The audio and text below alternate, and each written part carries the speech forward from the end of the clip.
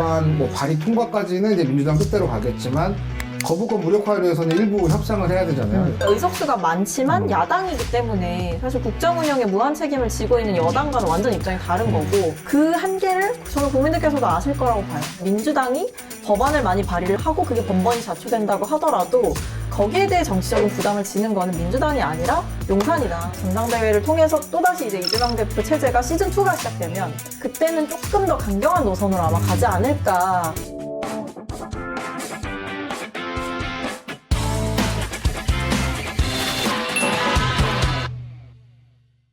내 삶을 바꾸는 정치 뉴스 머니투데이 더300이 만드는 고품격 정치 시사 콘텐츠 터치다운. 오늘도 박성민 더불어민주당 전 최고위원 모시고 이야기 나눠봅니다. 최고위원님 안녕하십니까? 네, 안녕하십니까. 저희 영상 꾸준히 챙겨보시는 분은 아실 텐데요. 저희 둘만 나왔다는 얘기는 그 민주당 내부 이야기 나누겠다는 얘기잖아요. 그런 의미이기 때문에 광화문에서 엿보는 여의도 이야기, 광화문 뒷담화 시간 준비했습니다. 그 처음 보시는 분이 대부분이세요. 그래서 대부분이셔가지고. 근데 댓글은 참 꾸준히 이렇게 기자님 팬이 많으신 것 같은데. 제가 인스타에 업로드를 좀 하고 있어가지고 이상한 장난은 안 쳤으면 좋겠는데 그래도 또 무관심보다는 또 관심이 사랑이라. 아이, 무풀보다는 악플이 좋죠. 그래서 저희 뭐 오늘 광화문 뒷담화 시간 모르시는 분들이 대부분이시라 또 한 번 말씀드리자면 지금 저희가 녹화를 찍고 있는 이곳이 바로 광화문입니다. 그래서 광화문 뒷담화 시간을 준비했고요. 그럼 이제 본론으로 들어가 보겠습니다. 민주당이 법사위를 품고 22대 국회 개원과 동시에 윤석열 대통령이 제2요구권, 거부권을 행사했던 법안들을 처리하는 데 속도를 내고 있습니다. 윤 대통령은 여야 합의 없이 처리된 법안에 거부권을 행사하겠다고 밝혔고 민주당을 비롯한 법야권 의석수는 거부권 무력화에 8석이 부족한 상황입니다. 그래서 준비한 오늘의 주제, 발의, 또 발의, 거부권을 거부하는 민주당의 앞날은입니다.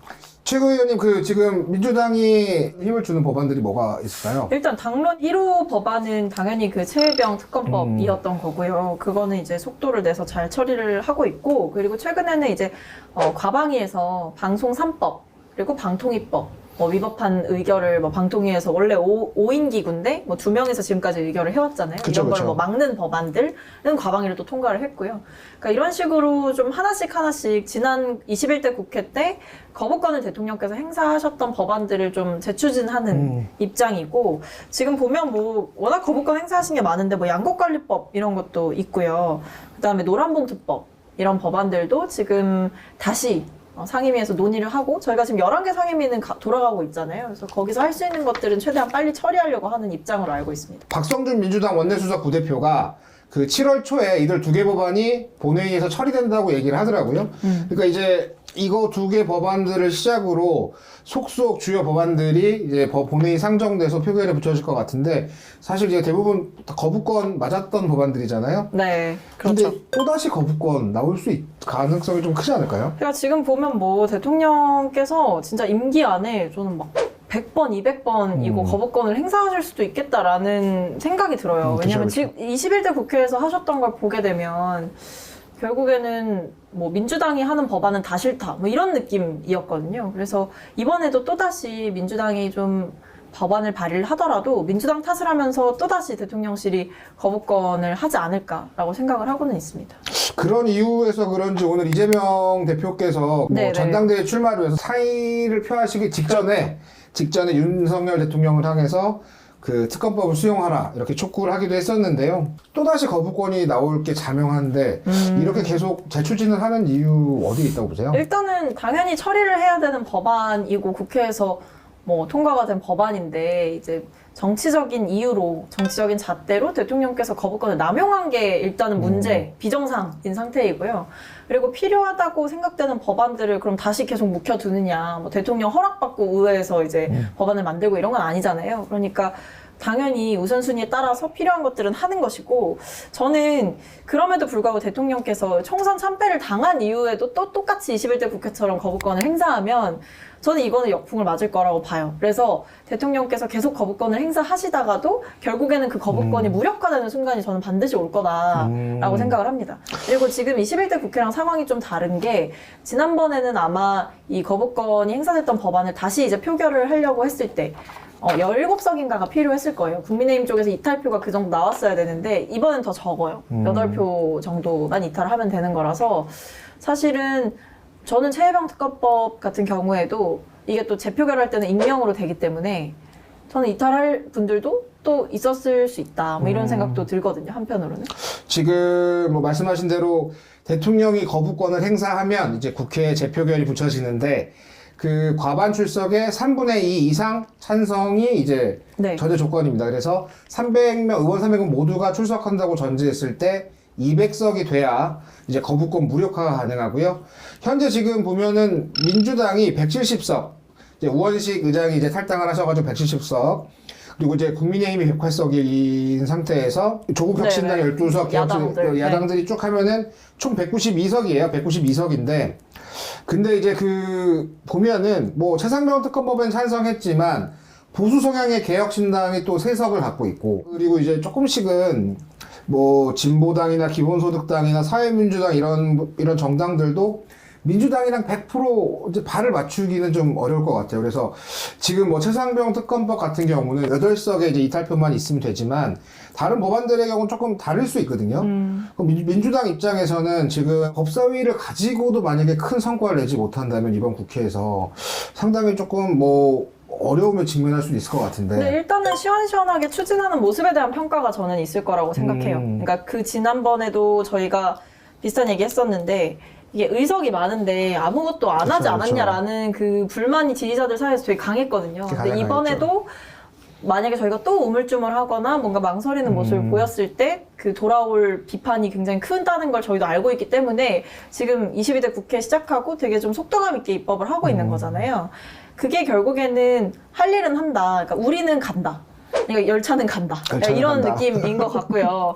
근데 그 과정에서 열차는 출발을 했는데 누군가 그걸 멈춰 세운다면 그걸 멈춰 세운 사람의 문제이지 출발한 열차의 잘못은 아니잖아요. 그러니까 저희는 저희 할 일을 하고 그런데 대통령께서 또 거부권을 행사해서 뭔가를 계속 무력화시킨다면 오히려 민주당이 되게 의석을 많이 갖고 있는 야당인데 뭐 입법 독주나 이런 프레임으로부터는 사실 자유로울 수가 있는 거죠. 왜냐하면 그쵸. 대통령이 거부권 때문에. 근데 이제 거부권을 행사될 줄 알면서 법안 처리를 강행하기만 한다면 뭐 예산이나 행정력 낭비에 대한 지적을 좀 받을 수 있다. 이런 이야기도 나오는데 어떻게 보세요? 아니 오히려 지금 그 국회에서 이런 돈을 낭비하고 있다, 뭐 행정력을 낭비한다 이것보다 뭐 저는 정부와 여당에 대한 비판이 훨씬 더 많을 거라고 생각해요. 일단 뭐 여당이 이번에 다시 이제 뭐 상임위 협상에 임한다고는 하고 받겠다고는 했지만 뭐 지금까지 국회 과정에 상임위 과정에 들어오지 않았고 뭐 밖에서 시위하고 이러지 않았습니까? 그리고 뭐 대통령께서도 국회에서 하는 거를 번번이 그렇게 거부권을 행사를 하시면 그럼 총선은 왜 하죠? 그러니까 이런 생각을 해봤을 때 아니, 대통령께서 다 시행령으로 하실 거고 본인 마음에 안 드는 건 다 거부권 행사하실 거고 다 이제 대통령 마음대로 하실 거면 그러면 국회의원들한테 왜 국민들이 표를 주고 왜 심판을 하시냐 이건 거죠. 그러니까 뭐 돈의 문제, 행정력 낭비의 문제 이걸 떠나서 대통령이 거부권을 행사하신 이 상황은 어떤 재정적, 행정적 이런 낭비를 떠나 국민을 무시하는 행태이기 때문에 전 거기에 대해서 오히려 더 리스크가 크다. 본인들이 더 짊어져야 될 게 많다라고 생각하는 거죠. 민주당이 뭐 사실 개헌 정도 제외하면 여당의 도움을 전혀 받지 않아도 되는 그렇죠. 강한 상황이죠. 강한 상황인데 그래서 더 아쉬울 것 같아요. 이번에 총선 때 8석을 더 뒀어야 되는데. 그게 참 그거 뭐 어떻게 하겠습니까? 일단 뭐 선거 결과는 나왔고 근데 다만 이제 희망을 조금씩 걸어볼 수 있는 거는 이게 여당도 어쨌든 대통령과의 관계 설정에 있어서 계산을 할 수밖에 없거든요. 계산기를 두드릴 수밖에 없는데 그게 대통령이 지지율과 아마 크게 연관이 될 거예요. 그러니까 이게 중간평가였던 총선을 넘어서서 지방선거도 있고 차기 대선도 있잖아요. 이 과정에서 전 윤석열 대통령의 레임덕은 이미 시작됐고 되게 가속화되고 있다고 봐요. 심지어 지금 이번에 국민의힘에 전당대회가 시작이 되기 때문에 새로운 태양이 뜨면 있는 태양은 지게 돼 있어요. 그러면 과연 지금까지처럼 국민의힘이 대통령 눈치 보고 용산 눈치 보고 대통령이 하라는 대로 표결하고 이런 식으로 과연 할 수 있겠느냐. 그러니까 대통령 눈치 보면서 뭐 개인의 소신과 철학에 반하는 방식으로 의정활동을 할 수 있느냐. 저는 그 불가능할 거라고 보고 그리고 그렇기 때문에 저는 이탈표가 나올 확률이 점점 더 높아지고 있다고는 생각해요. 안 그래도 최근 사흘 사이에 그 여당에서 4명의 후보가 네. 출사표를 냈습니다. 근데 이제 지난 총선 때 민주당이랑 가장 강하게 맞붙었던 한동훈 전 비대위원장이 그 최상병 특검 같은 경우는 일부 수용할 수 있다라는 좀 저장적인 자세를 취했어요. 이제 물론 민주당이 지금 내놓은 이제 법안에 대해서는 반대하지만 충분히 여기 대해서 약간 교집합적 논의를 통해서 그 국민의힘 차원의 새로운 법안들이 올라간다면 찬성할 수 있겠다. 물론 이제 다른 경쟁자들은 이제 오늘 절대 이제 안 된다. 안 된다고 얘기했던 것 같은데 24일 오전에 나경원 의원은 라디오에서 한동훈 비대위원장이 순진하다. 정치를 잘 모른다, 순진하다 그렇죠. 이런 식으로 발언하셨고 윤상현 의원은 그러면 이제 조국혁신당이 발의한 한동훈 특검법도 수용할 거냐 되게 강하게 비판을 하셨는데 어떻게 보면은 한동훈 비대위원장이 당대표가 되신다면 협의의 가능성이 조금 널려 있을 것 같다는 이런 관측도 좀 나올 것 같아요. 그러니까 특히 최혜병 특검법 같은 경우가 대표적일 것 같고 뭐 김건희 여사 특검법에 대해서는 뭐 반대 입장을 표명은 하셨더라고요. 그렇죠. 저는 그것도 이제 수사 상황이나 이런 거에 따라서 또 여론은 계속 더 안 좋아질 것 같아요. 왜냐면 아직도 뭐 소환 조사도 안 됐고 뭐 주가 조작 문제 같은 것들은 여전히 남아 있는 거고. 그러니까 이게 지금은 강경하게 나온다 치더라도, 그러니까 무조건 일단 용산 지키고 본다 이렇게 나오더라도 사실 이게 지지율 출렁이고 보수가 뭔가 괴멸할 것 같다 이런 위기의식이 들면 저는 그땐 또 전환할 수 있다고 보거든요. 특히 여당 입장에서는. 왜냐하면 대통령께서 지금 국민의힘에 도움이 되냐라고 했을 때 도움이 안 되는 거죠. 도움이 안 되는 상황이기 때문에 배신을 하기가 되게 쉬운 상황이 됐고, 심지어 남아있는 선거들은 어떻게 보면 대통령의 도움 없이 치러야 되는 선거들일 수 있어요. 그러니까 대통령이 잘할 때 이제 도움이 되는 거고, 지금처럼 이렇게 계속 뭔가 오만과 독선 이런 프레임들이 계속 강화되고 또 거부권 정치가 만연하게 되면 국민의힘 입장에서는 무조건 대통령 호위무사처럼 역할할 필요가 없죠. 오히려 대통령과 좀 정치적인 디커플링을 하면서 본인들의 입지를 가져가서 우리라도 좀 살아야 된다, 우리끼리라도 살아보자 이런 얘기를 할 수도 있고, 심지어는 한동훈 비대위원장이 만약에 당대표가 되시면 정치적 차별화를 하지 않겠어요? 대선을 생각하시는 분이니? 한동훈 비대위원장이 어저께 이제 국회에서 그 출마 선언을 하시고 오늘 첫 일정으로 이제 오늘 SBS 라디오 나가시는 걸 출근길에 들었는데 네.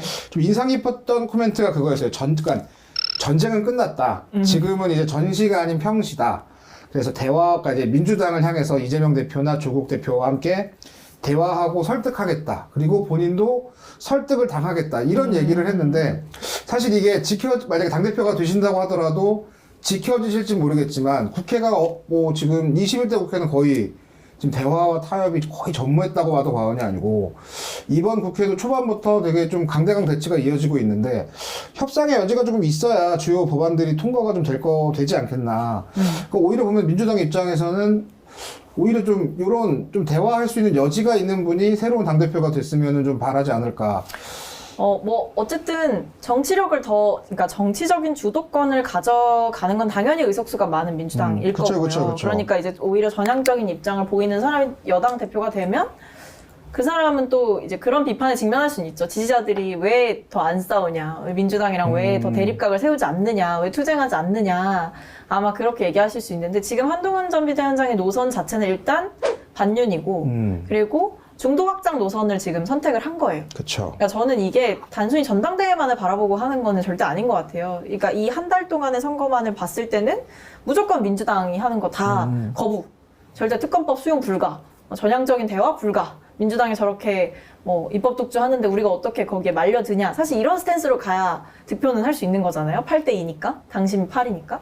근데 지금 이렇게 어떻게 보면 좀 완전히 180도 전환돼. 지금 2조 심판론을 버렸잖아요.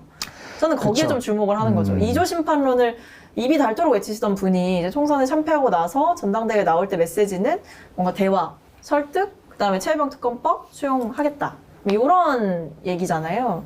그리고 뭔가 대통령과의 공적 관계. 이런 얘기들을 하는 걸 보면 용선과 헤어질 결심을 저는 했다고 봐요. 그래서 아마 독자 노선을 걸을 거다. 그렇게 된다면 오히려 여의도 정치가 용산의 정치를 완전히 잡아먹을 수 있다라고도 저는 생각합니다. 지금은 너무 대통령의 그립감이 세서 약간 특히 국민의힘의 여의도 정치가 힘이 거의 없었잖아요. 그러니까 국민의힘의 정치적인 뭐 공간이 별로 없었는데 오히려 이렇게 되면 대통령의 입지가 되게 쪼그라드는 일이 발생할 수 있죠. 거기서 이제 이탈표가 조금 발생하실 거라고 예측을 하시는 거죠? 아니 그때 되면 다들 뭐 눈치 보면서 뭐 한동훈 전 비대위원장이 만약에 대표가 되시면 대표의 그런 메시지도 볼 거고 거기에 따라서 변하는 지지율도 볼 거고 그렇다면 또 너도 나도 나서서 사실 그 이탈표 나올 때도 그 지난번 21대 국회 마무리 때도 손 들고 막 이제 난 찬성표 던질 거다 이런 분들 나오잖아요. 저는 그게 더 많아질 수도 있다고 봐요. 자기 정치 하시는 거죠. 근데 이제 좀 뭐 지금 방금 하신 말에서 조금 연장해서 여쭤보면은 근데 이제 민주당이 이렇게 가다 보면은 뭐 이렇게 법안 뭐 발의 통과까지는 이제 민주당 뜻대로 가겠지만 거부권 무력화를 위해서는 일부 협상을 해야 되잖아요. 8석의 빈 그렇죠. 공간도 필요하고 뭐 여기서는 뭐 범여권 내에서도 야권 내에서도 조금 논의가 필요한데 그럼 이제 민주당이 원하는 모든 법안들이 통과되기엔 좀 힘든 상황에 맞이할 거란 말이에요. 그럼 이제 몇몇 법안들은 포기해야 되는 상황이 있을 수도 있는데 이런 과정에서 좀 당이 비판받을 수도 있는 여지가 있지 않을까요? 근데 이게 지금도 보면 민주당이 상임위를 설령 18개를 다 가져간다고 하더라도 저는 그 독주 프레임에는 안 걸렸을 것 같아요. 왜냐하면 일단 야당이고 그러니까 의석수가 많지만 야당이기 때문에 사실 국정 운영에 무한 책임을 지고 있는 여당과는 완전 입장이 다른 거고 기본적으로 이 행정 권력을 가지고 있지 못한 당이잖아요. 야당이니까. 그 한계를 저는 국민들께서도 아실 거라고 봐요. 그러니까 대통령께서 오히려 지금처럼 계속 거부를 하고 거부권을 하고 또 뭐 민주당을 향해서 약간 비판 섞인 메시지가 대통령실에서 나오고 하는 거를 오히려 더 안 좋게 보실 것이다. 그러니까 민주당이 법안을 많이 발의를 하고 그게 번번이 자초된다고 하더라도 거기에 대해 정치적인 부담을 지는 거는 민주당이 아니라 용산이다. 저는 그렇게 보고 있는 거죠. 이게 되게 웃긴 게 지금 결국 보면 돌고 돌아 또다시 친윤 돌림 노래예요. 지금 갑자기 친윤을 강조하는 그 선거가 돼버렸어요. 원래 근데 이 출사표 던지기 전까지만 해도 많은 정치평론가들과 뭐 저희 같은 패널들 또는 정치인들이 뭐라 그랬냐면 이번에는 이 친윤 프리미엄이 효과가 없을 거고 다들 친윤이라는 거를 강조하지 않을 거다. 다 너도 나도 비윤할 거다 했는데 처음에 너도 나도 비윤일 줄 알았는데 지금 막상 뚜껑 열어보니까 너도 나도 친윤인 거예요. 한동훈 전 비대위원장 빼고. 이게 왜 그렇겠습니까? 이게 대통령이 지금 불러서 밥도 먹고 뭐 아니면 대화도 하고 이렇게 하면서 특정 후보를 민다라는 의혹이 지금 있는 거잖아요. 그러니까 대통령께서 이 전당대회를 그냥 못 지나치시는 거죠. 용산에서 또 그립감을 잡으려고 했고 또 본인이 원하는 선수를 내세우시다 보니 이 상황 자체가 오히려 대통령실한테는 별로 뭐 좋게 작용을 안 하고 있는 그리고 대통령께서 뭐 변했다라고 보기가 좀 어려운 진짜 변하셨으면 이번에는 손을 놓으셨어요. 근데 사실 그거는 비단 윤석열 대통령뿐만이 아니라 그간 있었던 모든 정부와 그러니까 이제 지금의 여야와 민주당 뭐 새누리 뭐 국민의힘 관계없이 그쵸. 당청 관계라고 보통 해가지고 네. 자유로울 수 없었다는 비판에 끊임없이 노출했던 게 사실이잖아요. 주요 집권 여당들이. 뭐 근데 이제 지금과 같은 상황이 조금 다르게 받아들이는 건 역시 총선의 결과가 이렇게 나왔는데도 당이 과연 제 목소리를 낼 수 있을 거냐 없을 거냐. 그러니까 이게 이상한 거죠. 그러니까 지금 보면 총선 참패는 대통령을 덜 지켜서 참패한 게 아니거든요. 그러니까 대통령을 덜 지켜서 또는 우리가 원팀이 되지 못해서 뭐 졌다. 뭐 이렇게 얘기하시는 분들은 반성하셔야 되는 거예요. 국민의힘 안에서. 그러니까 오히려 국민의힘은 너무 대통령을 지켰고요. 너무 원보이스여서 진 거예요. 근데 그 원인 분석을 제대로 안 하고 또는 했더라도 그러니까 이게 당청 관계가 당연히 어떻게 떨어질 수가 있겠습니까? 뭐 다 같이 가는 건데. 근데 문제는 이 정도로 정치적 개입을 하는 거는 좀 다른 문제죠. 특히 이런 전당대회 때마다 번번이 어떤 선수를 내세우고 아니면 뭐 저번에는 뭐 대통령 정무수석이 나와가지고 아무 말도 하지 않으면 아무 일도 일어나지 않는 뭐 이런 식으로 면박을 주고 이런 거는 없는 거거든요, 잘. 이게 그 얘기를 쭉 듣다 보니까 저희가 민주당 뒷담화를 하다가 갑자기 용산 뒷담화로 약간 변질된 느낌인데 근데 지금과 같은 전개 상황이 이제 뭐 최 의원님께서 말씀해 주신 대로 그런 상황이라면 민주당 그냥 가만히 있으면은 근데 그게 되는 상황인가요? 그게 참 딜레마인 게 이게 문제가 뭐냐면 네. 이게 정치권은 어쨌든 국민들의 관심에서 멀어지는 순간 좀 끝이잖아요. 근데 이게 전당대회부터 너무 이 기사량이라던가 아니면은 주목도 이런 게 너무 떨어지다 보니까 저는 개인적으로 좀 걱정돼요. 그러니까 뭐 이재명 대표의 리더십이 뭐 약한데 뭐 왜 또 나오시냐 이런 얘기를 하고 싶은 게 아니라 그렇죠, 그렇죠. 대표께서 이제 뭐 그립감을 잡고 다시 당을 잘 이끄신다면 뭐 그건 그거대로 좋게 평가를 받겠죠. 근데 문제는 이게 어대명 이런 얘기가 나오니까 관심을 안 가지시는 것 같은 거예요, 국민들이. 왜냐하면 저기는 이미 결과가 정해져 있고 여기는 이 국민의힘은 4명 중에 누가 되냐 이거니까 이게 오히려 치열한 경기일수록 이렇게 끝까지 보게 되는 거잖아요. 막 승부 차이까지 보는 거잖아요. 축구로 치면. 23일 날 이제 오후 1시부터 네. 오후 3시까지 이제 저희 여의도 소통관, 이제 기자실이 네. 있는 여의도 소통관에서 차례 발표를 했어요. 그렇죠. 근데 이제 그 오전에 제가 뭐 야권 측 인사들이랑 조금 이야기를 나눴었는데 다들 걱정하시는 게 그 흥행 실패가 너무 예상되니. 그러니까 흥행 실패가 제일 걱정되는 거죠. 뭐 누가 되냐의 문제도 문제인데 뭐 지금 너무 이제 한쪽은 흥행이 다른 의미로 잘 되고 있고 저희는 뭔가 관심도가 떨어지다 보니까 이게 뭐 새 지도부가 출범해도 마치 그 전 지도부와 차이가 뭐냐 이렇게 얘기할 수도 있잖아요. 국민들 보시기에는 그게 좀 걱정인 거죠. 다채로워 보이지 않을 걱정.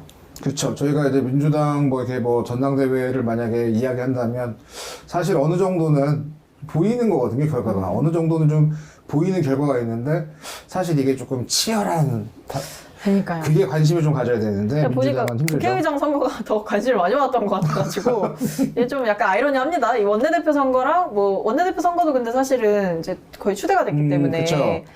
그것도 좀 묘했고요. 그 다음에 국회의장 선거도 뭐 좀 예상 밖의 결과가 나오기도 했고 뭐 근데 그건 그거대로 마무리돼 버렸고 하니까 이제 전당대회 흥행 카드가 제가 봤을 때는 쉽지 않은 것 같아요. 그러니까 이제 그 말씀하신 대로 쭉 뭐 말씀이 이어져 왔지만 결국 이런 그 입법 독주라고 비판을 받는 게 사실은 현실적으로 불가능한 상황이잖아요. 그 이제 결국은 이제 이런 흐름이 2026년 지방선거 또는 그 이듬해에 있는 대선에도 민주당 쪽에 뭐 적지 않은 영향으로 다가갈 것 같아요. 근데 저는 일단은 일단 입법 독주라는 프레임 자체가 지금은 성립하지 않는 시대다라고 생각해요. 일단 앞서도 잠깐 말씀드렸듯이 저희가 야당이기 때문에 그쵸, 이 그쵸. 독주라는 프레임 자체가 쉽지 않고요. 그리고 대통령께서 심지어는 거부권을 계속 행사를 하시기 때문에 뭐 대통령이 독주하면 독주하는 거 거부권 독주를 하고 계신 거지 뭐 저희가 입법 독주를 하고 있다 이렇게 보기는 어렵고 그리고 또 한편으로는 민주당이 오히려 이렇게 만약에 이제 뭐 거부권 행사나 이런 것들을 고려해서 뭔가 천천히 하거나 기다리거나 안 하거나 이랬을 때 오히려 저희는 더 큰 문제가 발생할 수 있다라고 저는 보고 있고요. 그리고 지금 뭐 답답한 상황들이 있기는 하죠. 뭐 저희가 아무리 위법한 시행령 정치를 막기 위한 법안들을 뭐 발의를 한다 하더라도 거부권 정치는 사실 헌법에 있는 대통령의 권한, 보장된 권한이다 보니까 이게 쉽지가 않아요, 막기가. 그러니까 결국에 이거는 정치적 여론전으로 승부를 봐야 되는 상황인 거고 그런 면에서 이제 전당대회를 통해서 또다시 이제 이재명 대표 체제가 시즌2가 시작되면 그때는 조금 더 강경한 노선으로 아마 가지 않을까. 왜냐하면 그래야 이 대통령의 거부권을 물리적으로 막을 수는 없어도 이 국민의 민심으로 한번 엎어치기 해볼 수는 있는 거거든요. 이게 정치에서는 또 마냥 이 실용적인 것도 실용적이지만 이 이미지도 되게 중요한 거잖아요. 그래서 대통령의 이 거부권 남용에 대한 것을 확실하게 저희가 여론전을 하는 것이 저는 좀 더 중요한 전략이 될 것 같다. 그래서 아마 강경 투쟁을 다음 지도부에서는 더 세게 하지 않을까. 아마 그런 선수들이 많이 뛰지 않을까 생각합니다. 개인적으로는 이런 생각도 좀 갖게 되는데 만약에 지금 뭐 말씀하신 대로 윤석열 대통령이 거부권을 이제 좀 남용한다 이런 비판을 받고 있는 게 사실인데 이런 윤 대통령을 상대로 조금 이제 대화와 협상을 끊임없이 시도하고 그런 모습을 좀 보인다면 민주당이 오히려 중도층을 끌어안거나 아니면 약간 좀 협치를 바라는 좀 많은 이들의 마음도 좀 끌어안을 수 있는 뭐 그런 계기가 되지 않을까요? 이렇게 생각하시는 분들도 있을 것 같아요. 근데 글쎄요. 근데 저희가 대화와 타협을 안 하겠다는 건 아니었잖아요. 뭐 사실 영수회담도 성사되기 전까지 계속 요청했던 건 이제 민주당 측이었고, 근데 뭐 대통령께서 안 만나주셨잖아요. 이재명 대표를 총선 참패하고 한번 만나주셨는데 그 만나서도 대화의 뭐 지분 자체를 대통령께서 많이 가져가셨다라는 얘기도 들렸고, 그러니까 대통령께서 훨씬 더 많이 말했다. 이제 그런 것만 봐도 이게 쉽지는 않아 보이는데 저는 뭐 여당 대표가 누가 되실지는 모르겠지만 이제 여당 대표, 야당 대표 이렇게 새로 뽑히고 나면 좀 여야 간의 정례적인 대화 플러스 거기에 이제 정부 관계자도 껴서 하는 그런 협의체를 가동하는 것도 한번 해볼 수 있을 것 같아요. 한번 제안을 해보면 어떨까라는 생각이 있어요. 근데 또 어떻게 보면은 뭐 원구성이나 이런 부분에 있어서 민주당이 본인들이 강하게 내세웠더니 좀 어느 정도 본인들이 원하는 결과들을 이렇게 계속 갖고 오고 있는 상황이잖아요. 그래서 과연 또 그런 자세를 포기할 수 있을까 근데 싶기도 솔직히 하고. 국민의힘이 이게 보면 지금 좀 전략이 없다라는 얘기가 많이 들리기는 해요. 왜냐면 이제 상임위 협상 거부할 때도 제일 많이 나왔던 얘기가 솔직히 나중엔 받겠죠. 이런 얘기는 저희끼리 많이 했었거든요. 왜냐하면 거부하기에는 여당이니까 18개를 다 내주는 거는 너무 무책임해 보이고 그렇다고 넙죽 받자니 자존심 상하고 뭐 그런 상황이었던 거잖아요. 근데 결국 받았고. 그러니까 지금 계속 그런 국면인 거예요. 이 주도권을 가져올 수 있는 수단이 국민의힘에 없고 그렇다고 뭔가 용산에서 뭘 잘해서 지지율이 올라서 여당을 응원하는 국민들이 많아지고 있는 상황이냐. 그러니까 여당의 응원군이 늘어나고 있는 상황이냐. 아닌 거죠. 그러니까 이 응원군 확보에도 실패하고 있고 대통령께서도 뭔가 바뀌지 않는 국면이다 보니까 여당에서도 대통령 눈치 보느라 민주당과 협상하거나 대화하거나 이러기가 지금 어려운 거죠. 왜냐면 실제로 지금도 그 해병대원 특검법 입법 청문회 할 때 네네. 불만이 있었다는 거 아니에요? 대통령실에서 왜 저거를 이제 못 막냐 이런 느낌의 얘기가 있었다고 하던데 결국 아직까지도 저는 이 수직적 당정관계를 청산하지 못했기 때문에 여당이 뭐 대화를 설령 하고 싶어 한다 하더라도 아직 대통령 눈치 보기 바쁘다 그런 생각은 드네요. 좀 이런 전개되는 상황을 보면 헌법을 참 처음에 잘 만들었다는 생각이 드는 게 정말 아무리 갑자기? 압승을 해도 네. 자기 맘대로 못하고 또 어떻게 보면 되게 막 패색이 짙었지만 또 그 안에서 자기의 약간 좀 어떻게든 뭐 견제를 할 수 있고 그러니까 이런 되게 경우의 수가 너무 많아서 그 3분의 2 이것도 좀 절반만 이렇게 넘어가면 끝날 줄 알았더니 참 그런 게 보면은 견제 장치들이 곳곳에 많이 있는 것 같아요. 어떻게 해서든 서로 대화하려는 모습이 좀 필요하고 많은 국민들이 그걸 바라실 것 같은데 참 어려운 것 같아요. 요즘의 정치에서는 배신자로 보는 경우도 있고 그러니까 대화와 타협을 강조하는 사람을 박쥐처럼 보는 경우도 있고 뭔가 선명하지 않다 이런 생각을 뭐 각 진영에서 다 그런 평가가 내려지는 것 같다는 생각을 많이 받아요. 극단이란 얘기들이 많이 들리고 있는데 그렇죠. 그리고 뭔가 그 속도감 있는 정치에 대한 수요가 확실히 크고 그리고 선명한 정치에 대한 호응이 높다 보니까 이렇게 뭔가 대화와 수기 뭔가 이런 평온한 과정에 대한 수요는 크지 않은 것 같다. 뭐 그런 생각은 있습니다. 진짜 우리가 지금 뭐 그런 비판들이 있었지만 동물국회를 경험을 했고 지난 21대 국회가 식물국회라는 비판을 많이 받았는데 22대 국회가 과연 좀 그러니까 지금 민주당이 주장하는 거는 이제 뭐 효능감 뭐 이런 키워드를 좀 많이 주장하는 것 같아요. 뭐 그런 국회가 될 수 있을지가 좀 궁금합니다. 앞으로 어떻게 될지가. 저희는 아마 뚜벅뚜벅 갈 것 같고요.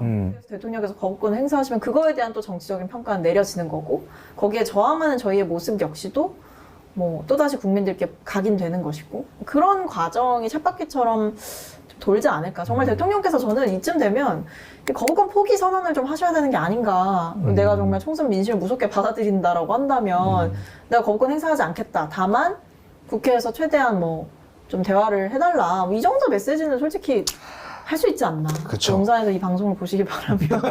네. 그럴 거라고 생각하세요?